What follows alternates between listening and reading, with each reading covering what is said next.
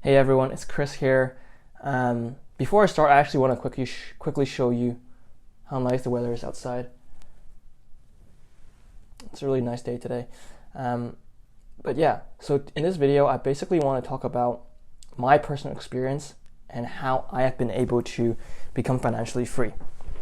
So as I mentioned, my name is Chris, and I'm 24 years old, and I'm currently financially free. I run two product-based businesses as well as a digital agency that generates a six-figure income for me passively every single year.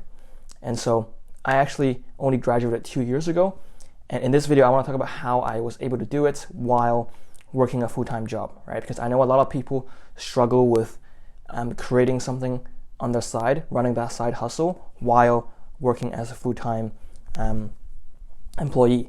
So before we start, I just want to say that I'm in no way a guru or an expert or anything like that. I'm not trying to teach you what to do.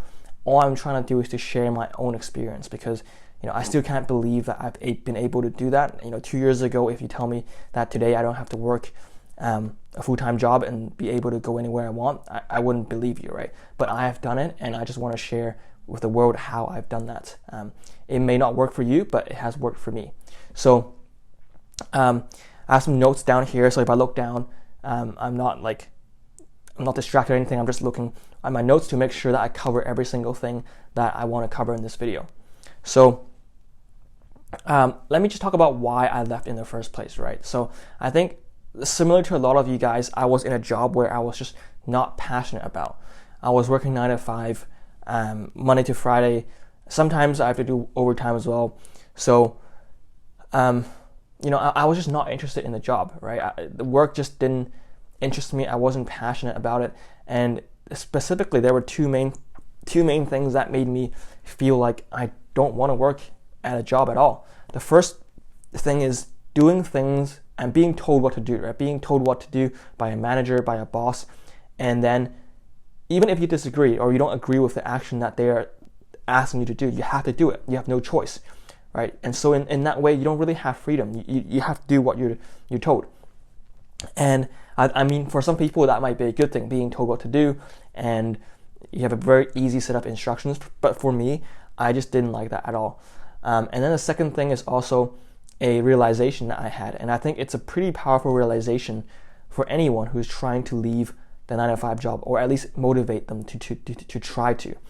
And the realization is that what the company paid me is much less than the value I provide to them.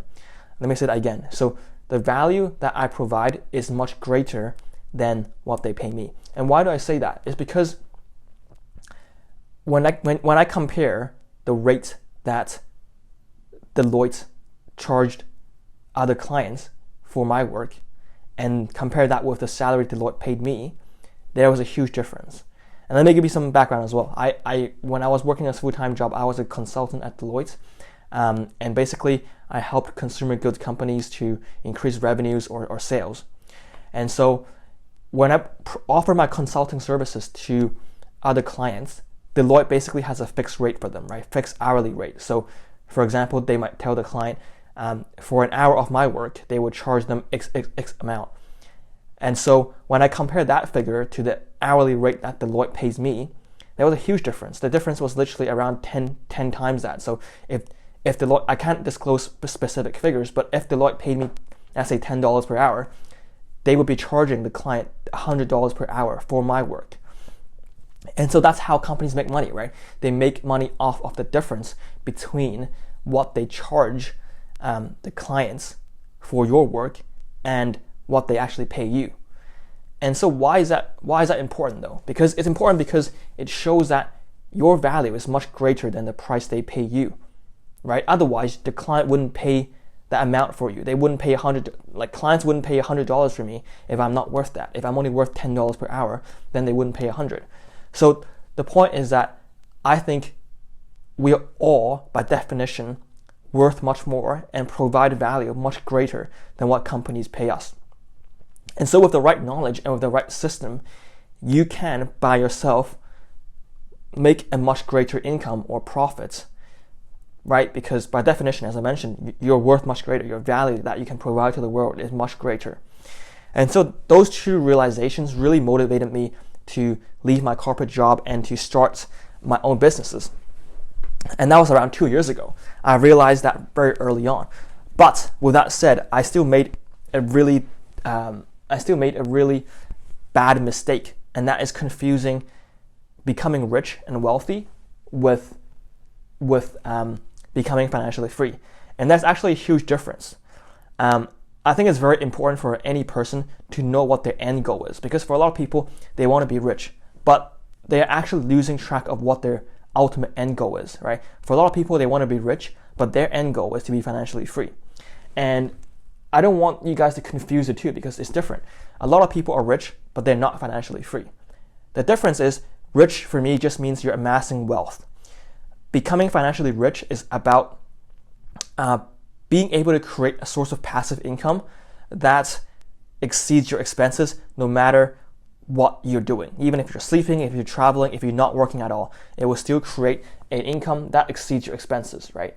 That is what I think being financially free truly means. And so what happens is, a lot of people try to be wealthy, they try to be rich, they work harder and harder and harder, but the harder they work, the more trapped they are. And so even if they're rich, they're never financially free. And the second thing is also, if your true goal is to become financially free, there are ways that are so much easier towards accomplishing that goal. They might help you become financially free, but they will not make you rich, right? And there are also other ways that will make you rich but not financially free. And so being able to understand your true objective, your ultimate end goal, is so important. And I realized my ultimate end goal is to become financially free. So understanding that basically influenced my decisions quite drastically in choosing what my businesses are and what I should work on, what are the projects I should forego, because that kind of brings me to the concept of expected value. And this is a concept I kind of learned from a book called Fooled by Randomness, and also learned from some articles by Julian's Handbook, which is a website where Julian uploaded a lot of really valuable articles, which I'll link down below. But the core idea behind expected value is, when you look at two courses of action, a lot of people only look at the potential outcome of it, right? But they never consider the odds of that potential outcome happening. So let me give you an example. Let's say you have two choices. One is that you can have a startup that makes $1 million per year. The other one is you can start a online store that makes $100,000 per year. So obviously, 1 million versus 100,000. Most people would choose to start the startup. And actually, that's reality. Most people, when they start a business, they try to start something super ambitious, something that is more like a startup that requires a lot of funding to go big. But the issue is, people forget to look at the probability of that happening. So the odds of a startup succeeding and making you $1 million per year, let's just, for example's sake, put it at 5%. An online store succeeding and giving you 100,000 per year, again, for argument's sake, we'll put it at 70% success rate. And so once you consider the probability and you multiply that figure of probability by the potential outcome, so for example, with the startup, 5% multiplied by 1 million, the expected value is $50,000, right? And then if you do the same for the online store and you multiply 70% by $100,000, then the expected value is $70,000. So when you look at the expected value of the two options, $70,000 versus $50,000, it's clear what the choice should be. It should be the online store. And so that is obviously a very simple example of how looking at expected value can change the course of your action. But again, realizing this concept of my ultimate end goal being to become financially free and the concept of expected value, that basically drove a lot of my actions to something that I would do that I wouldn't have chosen before. So before, I always wanted to start a startup making millions per year, but understanding this concept made me realize that was unlikely and extremely difficult. So instead of doing that, I realized all I needed was basically to generate a passive income of like $30,000 per year, and I'll be financially free. So I started exploring different ways of making that. I looked at Amazon FBA, I looked at affiliate marketing, drop shipping, and the one way that I felt, or that according to my calculations had the greatest expected value, is actually launching a product on crowdfunding and then transitioning that to a Shopify store. Because with the right system, I think up to 70% of campaigns are a success, which is huge. It's like over half. So that was quite important in helping me decide on starting a crowdfunding business, or rather starting a business through launching on crowdfunding. And so I launched 2 specific campaigns on crowdfunding, and now they are just online stores generating a passive income for me. One is in the consumer electronics space. The other one is a product in the beauty and health space. And both of them, again, I only work on it like 4 hours a week, but they generate like 5 to 6 figures for me per year.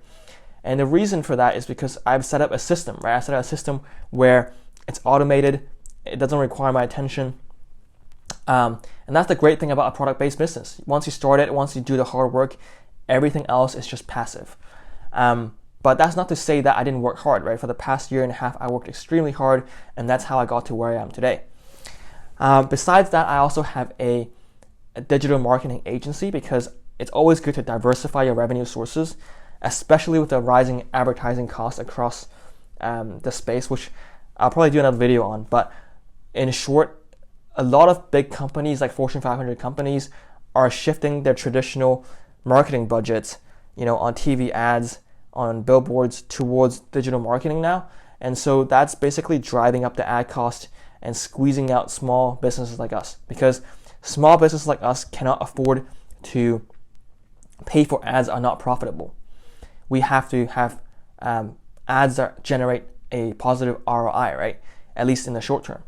And so that puts us at a disadvantage, because big companies don't need to do that. They can literally spend millions and millions and see no results, because they can play the long game. And so I think in the future, in the next 5 to 10 years, we're going to see a lot of small businesses with products that have a low margin being squeezed out. And so for that reason, I wanted to shift my position to the other side of the equation and not just be a business owner. I wanted to be an agency that help big companies run ads as well. And so now I have a digital agency called Decade Digital, where we specifically focus on serving well-funded or VC-funded startups. And so those are my 3 businesses, my 2 product-based business, my digital agency that generates income for me passively. The digital agency is not so passive at the moment, because it's still being set up, but eventually the point is to put the right people in place, put the right system in place to make it passive. And before this video ends, it's kind of longer than I want it to be now, but before I end, I want to talk about how to actually create your businesses while working a full-time job, because I know for a lot of people that's extremely difficult. You come home from work, you're tired, you're exhausted, you can barely speak. How can you even work on your own business? And there are 2 things I recommend. Number 1 is you have to work on it in the morning, because your time throughout the day is not equal, right? When you work on your business at night, you are tired, you have no focus, versus in the morning when you wake up, that's when you're the most energetic. That's when you have the most energy, the most focus, when you're the most productive. So you have to work on your own business in the morning if you're serious about getting out of the rat race. And what I did was I woke up every morning at 6 a.m. and I worked from 6 a.m. until 9 a.m., at which point I went to work. And I kid you not, the 3 hours when I worked on my own business, I was so productive that the work I achieved in those 3 hours was probably more than what I was able to do between 9 to 5 for my day job.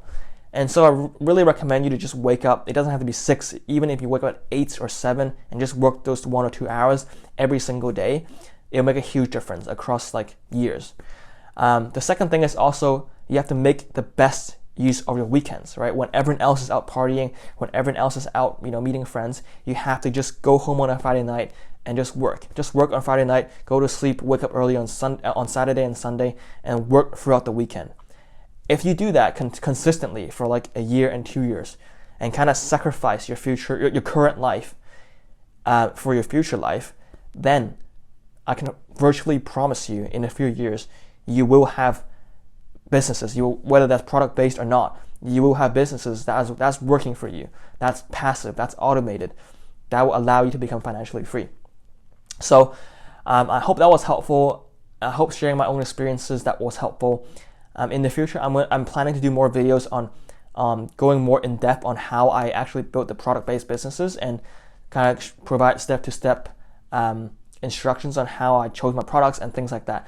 But yeah, hope that was helpful, and see you guys next time.